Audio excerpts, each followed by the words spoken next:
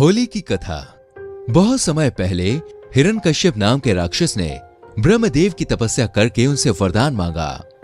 ब्रह्मदेव, मुझे वरदान दो कि मैं हमेशा अमर रहूं। मैं तुम्हें यह वरदान नहीं दे सकता।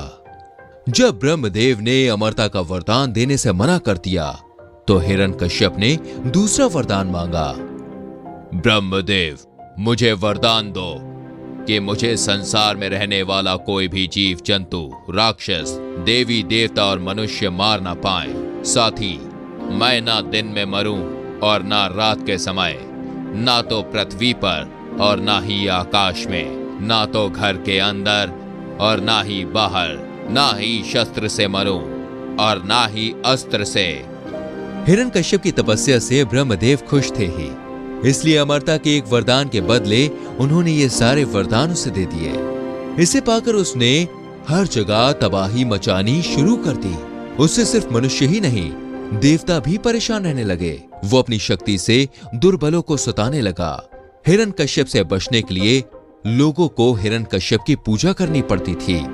भगवान की जगह जो भी हिरण्यकश्यप की पूजा करता वो उसे छोड़ देता, और जो उसे भगवान मानने से मना करता वो उसे मरवा देता या अन्य सजा देता। समय के साथ साथ राक्षस हिरण्यकश्यप का आतंक बढ़ता गया।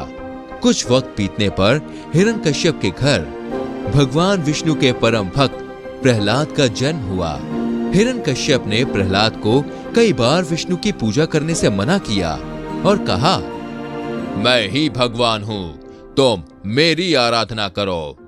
हर बार हिरण्यकश्यप की बात सुनकर प्रहलाद कहते, मेरे सिर्फ एक ही भगवान है और वो भगवान विष्णु है।